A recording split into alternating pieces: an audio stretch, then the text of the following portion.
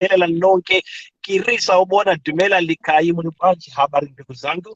And I'm so much delighted to have a panel of guests this evening. And we know we are in a predicament moments, difficult times of COVID-19. And I can surely tell you right now, the COVID-19 has changed the way we live, the way we associate with one another. It has changed the way even the governments operate and everything else. But once again, I want to say very good evening to you.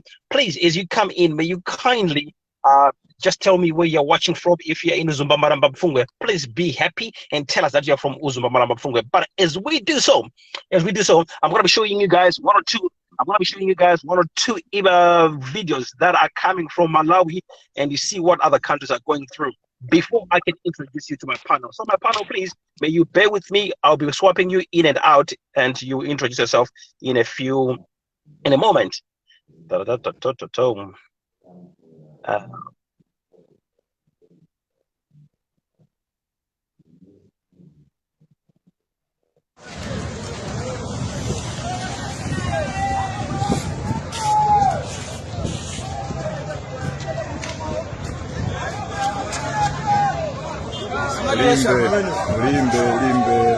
Limbe this morning at no lockdown guys basa yasamataya pa entry depot hapa yasamataya lolo at lockdown yosagwirizana nayo no lockdown in Blantyre the ice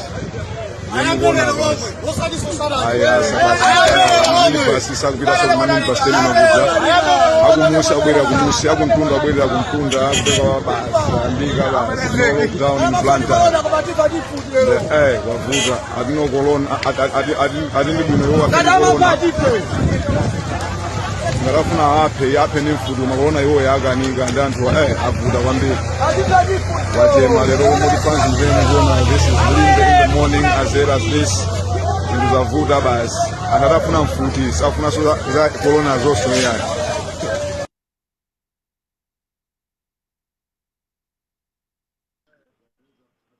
So welcome back, Mkoma Treasure Basop, and I would say welcome back to you as well, my precious brother. I'm gonna have to leave Mkoma Basop here.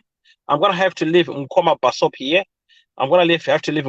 here to be able to introduce to us, obviously, to the rest of the panels who are here. A very good evening to you, my precious brother, comrade Basop. How are you doing? Revolutionary greetings to you, Fuka Zimbabwe, and revolutionary greetings to your viewers. Thank you very much for having me on this good platform, a platform that seeks to have and to hear students' perspective in as far and as much as COVID-19 and the experience of the people in Zimbabwe, specifically from the fraternity of the students, is concerned. And I'll also be giving my own perspective as a student, but not, of course, not in Zimbabwe at the moment, but who is also in Europe, who is in Norway. So it's going to be a night of cross-pollination of ideas and profiling of solutions from the student side. Today, of course, like I was saying, we have the Zimbabwe National Students Union platform. I think they are going to be introducing themselves, but you have the president and the other leadership. So let them present their case.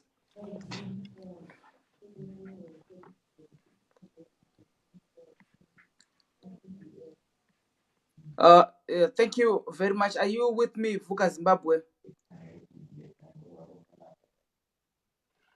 Yes, I am so much with you. And I'm expecting Faustina Talent. A very good evening to you. I think it is important that we start this show and we express exactly the reason why we are here. We have got quite a very good viewership at the moment. So Trevor Pasop, I'm going to ask you to take over from now and going on. Faustina, how are you? May you please introduce yourself and to kind of give us what's really going on at the moment as far as the students in universities and colleges is concerned. Go ahead, Faustina. We can see you and probably want to see if we can hear you as well. Hello, viewers. You can see me? Yes, we can see you. Go ahead. You are live. Okay. Thank you very much. Speaking is Faustina Talent Madaba, the ZINASU National Vice President. And I want to thank you, Fuka Zimbabwe, for giving us this opportunity to air out our grievances concerning this situation that we are facing. As we all know that Zimbabwe is under lockdown. We are all locked down in our houses, and schools have closed. Our studies have been disturbed. Our academic calendar have been currently disturbed, and many universities now have resorted to online learning. And online learning is requiring only the registered students to be accessing the online learning, uploading the assignments, having the notes and all. So we are very happy as ZINASU to have this opportunity to share with the world what is it that we as students are crying, what are the challenges that we are facing during this situation. As we all know, recently our school fees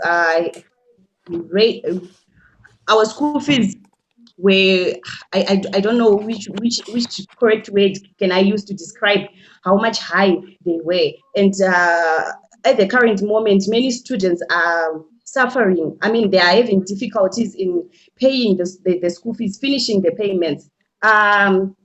Unfortunately, online learning is requiring only the registered students to access it.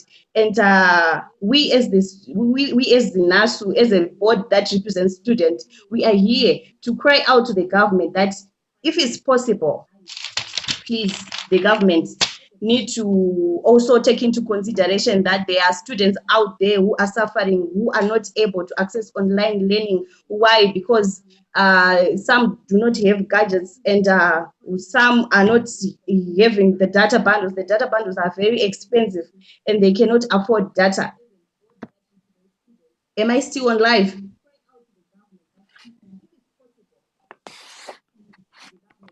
Hello, Buka, are we still together?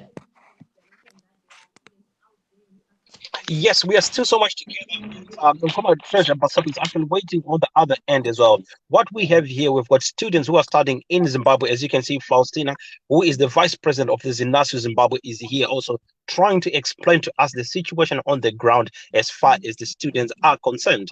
But I'm just going to hand over to Treasurer Basopo, who is also one of our Zimbabwean students who is studying outside Zimbabwe. Former Treasurer Basopo, can you please kindly take us through what are you going through as a student outside Zimbabwe, in particular in these difficult times of COVID-19? Okay, thanks, Fuka Zimbabwe, for this opportunity to present our case and for our case to be known. We are, of course, I'm doing my studies here, I'm pursuing my studies here.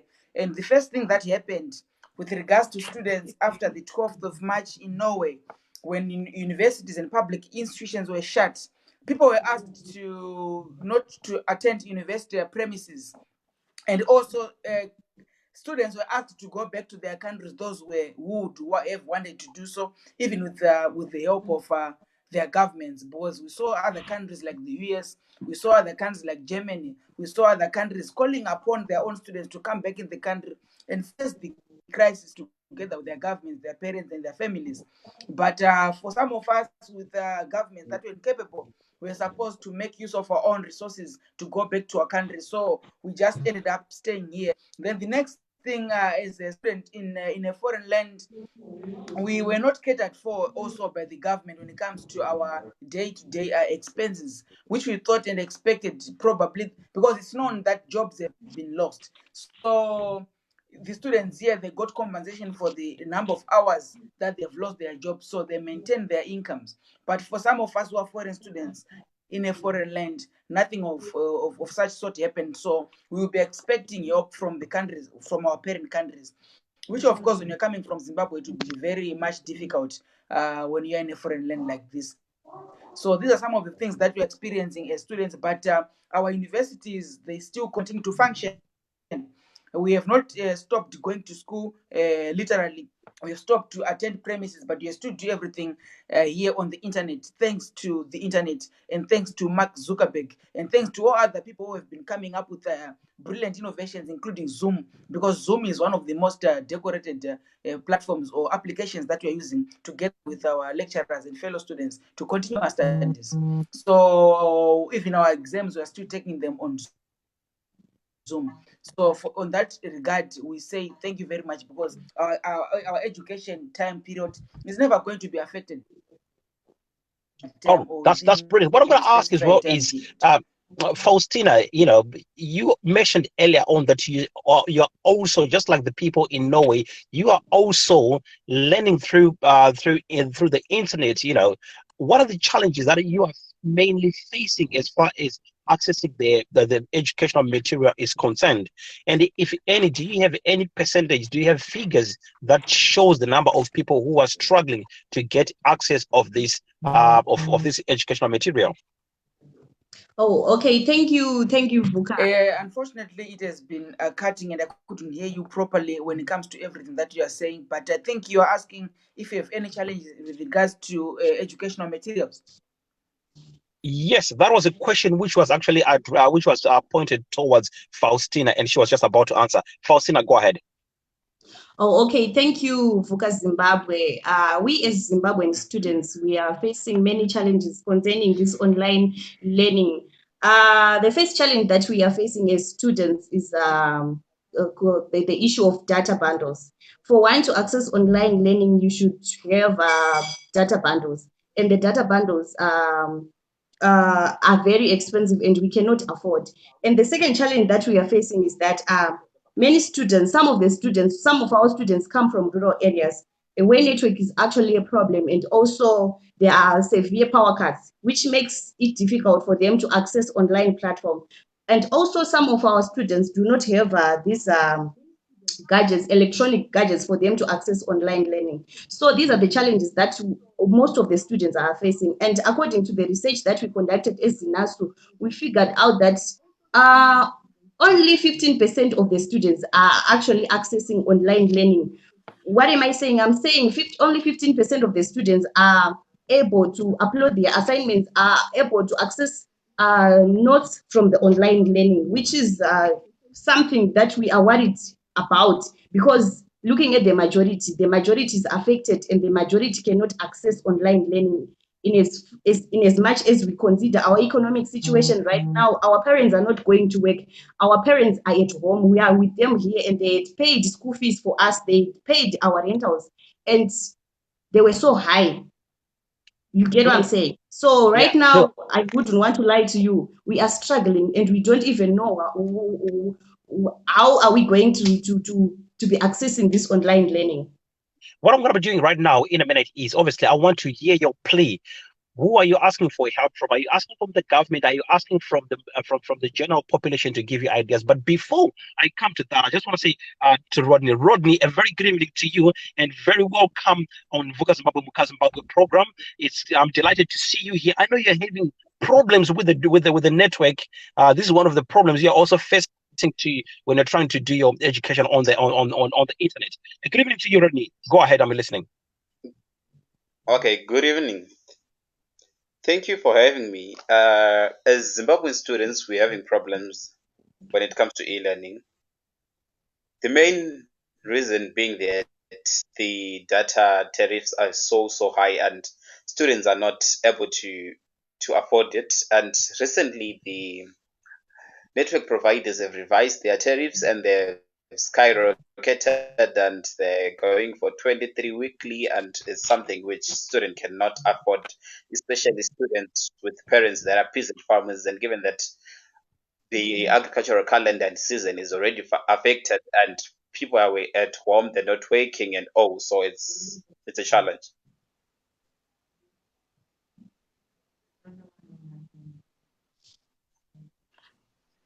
Brilliant. I asked Faustina earlier on that taking into consideration all these challenges that you are facing of e-learning, then what do you have any ideas of how we could possibly solve these problems, or do you have any proposal, or do you have any plea that you want to give either to any institutions, governments, or to the general population at large? Go ahead, Faustina. Okay, thank you, Vuka Zimbabwe. I would like to say that we as ZINASU, we are an organization that represents students, and we sat down to consult each other on suggestions that we think that maybe if they are adopted, we as students, we are going to be helped. So we have got 3 suggestions that we think the ministry, when I'm saying the ministry, I'm referring it to the Ministry of Higher Education and Education. to Mr. Murira, so that maybe if the minister can take this into consideration, the students can proceed with online learning. The first suggestion is that we plead with the ministry so that if it's possible, let it engage with mobile network operators to enable students access institution sites that have the ac.zw domain at zero rates for every student to access for free. And the second suggestion is that the ministry should give a directive measure to all the institutions so that they allow even the students who are not yet fully paid, I mean those who are not registered, to access online learning, since they've already engaged into they've already mapped a way forward on how they are going to be paying their school fees. I mean, the payment plans, they already have them. So we think that it's very, I mean, it's possible for them to be allowed to also access online learning since they are going to pay If their I school may fees. catch you in there, have you put any efforts so far? Are there any efforts underway to speak to these organizations, to speak to the leaders at the moment, or it's still in planning? Yes, as ZINASU, we managed to write to write a letter to the Ministry of Higher Tertiary and Education. Our Secretary General Tapiwana Shechirika, she handed over the letter, and we are still waiting for the feedback. And all these suggestions that I'm articulating right now, we wrote them in the letter, and we are also looking forward for a positive reply from the Ministry of Higher Tertiary and Education. All right, brilliant. Over to you, Basopa, Comrade Basopa. I know you're in a totally different country where things are proper different at home. Do you have any suggestions of solutions that can be employed to help the situation in Zimbabwe as a student? Yes, of course, absolutely. The situation in Zimbabwe is, I mean, it's a different situation altogether because number, we do not have the infrastructure, we do not have the enabling environment to allow a quick switch into an internet friendly environment where all students are allowed to learn. But just like what my sister is suggesting, I mean, this is the time that the Parliamentary Portfolio Committee on Higher and Tertiary Education, the Minister of Education, the Deputy Minister, and all the other people within the ministry, including the permanent secretaries, they must be having and utilizing this internet to have meetings on a daily basis, crafting a solution on how they can work with business and how they can come up with a state-funded or a state a state coordinated solution. Because look here, the infrastructure allows. If you fail to go to the premises, there is internet all over. It's not a coincidence, my brother, that in 2016 the United Nations declared internet a basic human right. Why? Because they had seen beyond politics. They had seen beyond what General Chiwenga is afraid of. The reason why General Chiwenga switches off internet because there is a shutdown in the country is because he's technophobic. He's afraid of the internet. He's just looking at the democratic part of the internet without looking into the internet as a utility and as an instrument of providing services to our people like these critical moments. He never thought of COVID-19. He never thought of a moment whereby the whole nation is supposed to be integrated together when people are in their homes. So I think the government must fund those we have the ideas. Number one, like look at my institution, for example, we learn through Zoom. But Zoom is a process which even beyond before COVID-19 was integrated within the website. So you could still do your video calls with the lecturers as part of the university's structure. Something that you cannot do at the University of Zimbabwe through Tsime, their platform where they upload past exam papers. Something that they cannot do through Imari, which is always freezing when it have 4,000 students together logged in. So this is basic inefficiency which has been exhibited in a country which tomorrow is celebrating 40 years years of independence. Something which is not in conduct with the 21st century. We expect these leaders to come up with sustainable solutions. That is what I could say. And we expect internet to be taken properly even after the COVID-19 because it is very necessary. Look, even up to some of the best performing companies, the companies that are operating on the internet. Look at Alibaba. Look at these companies like Facebook.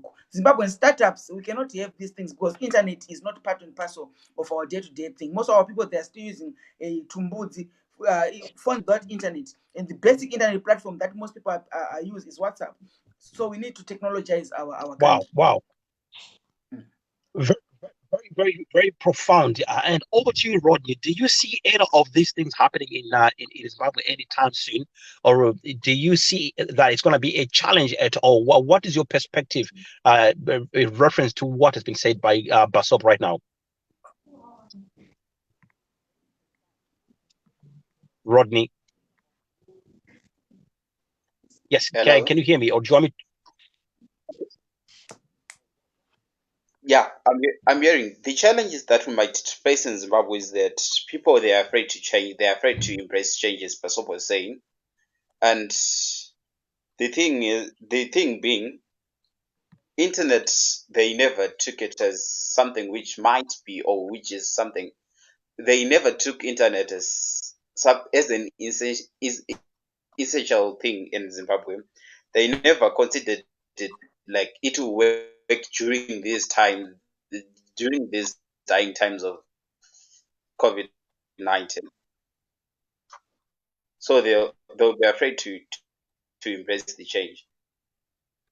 Okay, all right, yeah, I see what you're saying. So obviously, so this is a situation we find ourselves in, and the question now then is we need to look for solutions to the problem that we have at the moment. I'm going to invite the comment section itself to be giving us suggestions, to be giving us solutions, because I am under the impression that personally I would be encouraged maybe to start a program, or to start a GoFundMe of some sort, having people who are outside the country to adopt a student. Say, for example, I'll adopt Faustina, and say, Faustina, considering that you cannot afford the data for to access the internet, I'm going to be supplying you with that data. I think it's something that we should start looking at as Zimbabweans, to help our students who are in desperate need, because these are our future leaders. I don't know, comment section, could you just write what you think under it there? Faustina, you mentioned $23. Is that US dollars, or it's 23 RTGS when you're speaking about the cost of internet, of data? Oh, 23. I was referring to 23 RTGS for a WhatsApp bundle a week. Okay, all right. So as far as accessing the internet, the data you would need, how much roughly would it cost for the whole week for you to be on the internet and being able to perform the exercise you have to? Apparently, I checked the data tariffs, and for one to access online learning, I think one would need 400 RTGS, maybe, let's say, for 2 weeks, because the megabytes, I would say, Econet, I don't even understand. So really, looking at a figure, it depends with the work that someone wants to do, because we are also considering that we have part final students who are working on their dissertation, their projects, and they need all access. They need internet, they need data bundles to be researching. Okay, so for me to say really an amount or a figure that a student needs, it's very difficult for me to decide. But I would say maybe 400 RTGS to buy Rodney. How much are they?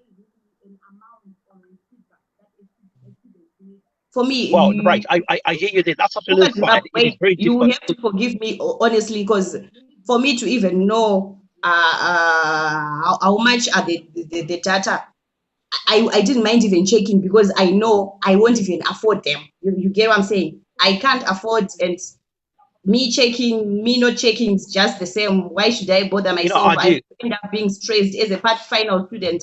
I will end up having stress. Where am I going to get the money from?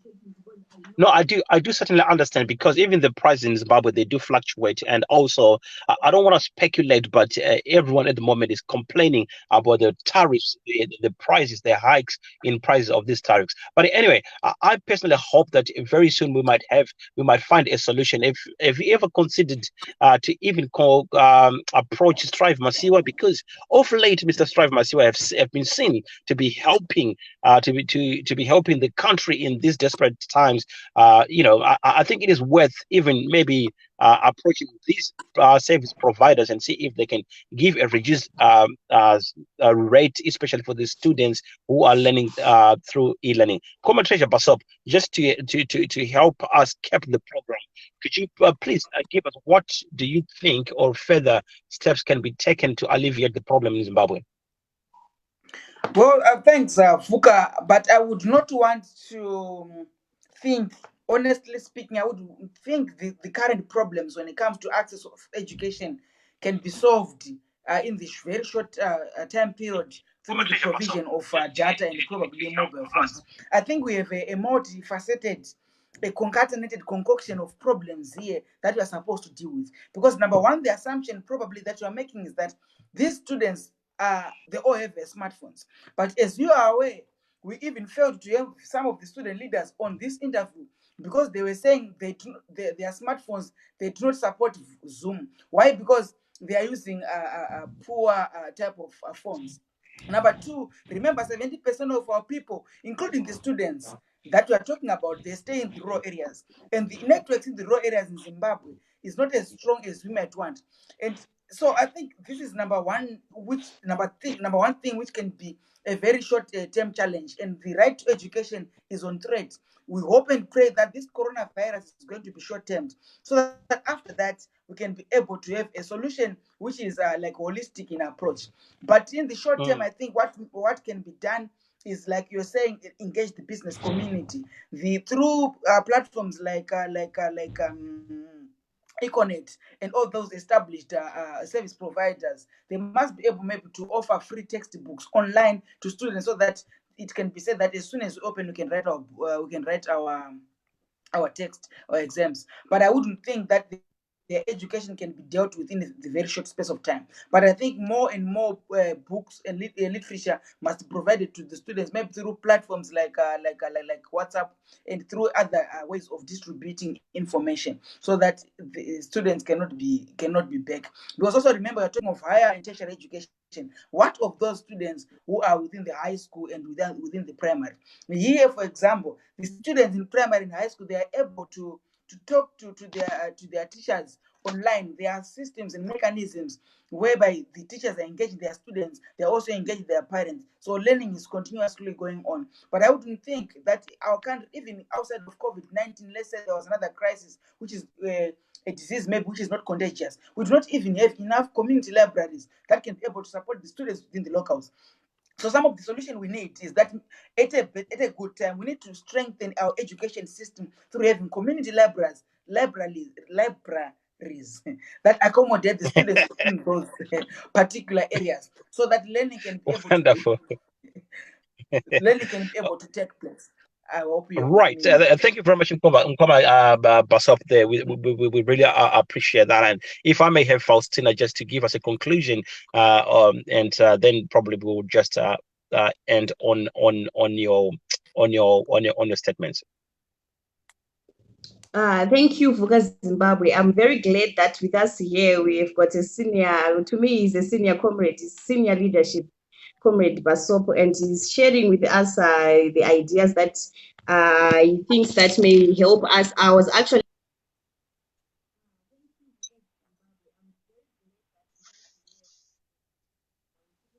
Yeah, go ahead. Go ahead. We can hear you. Go ahead. We can hear you. I was saying thank you, Comrade Basop. I was actually taking note of what everything that you have been saying, so that as ZINASU we will also try to see how we can implement or how we can pursue some of the ideas that you were saying. But we as students, what we are saying is that we also need the ministry to chip in.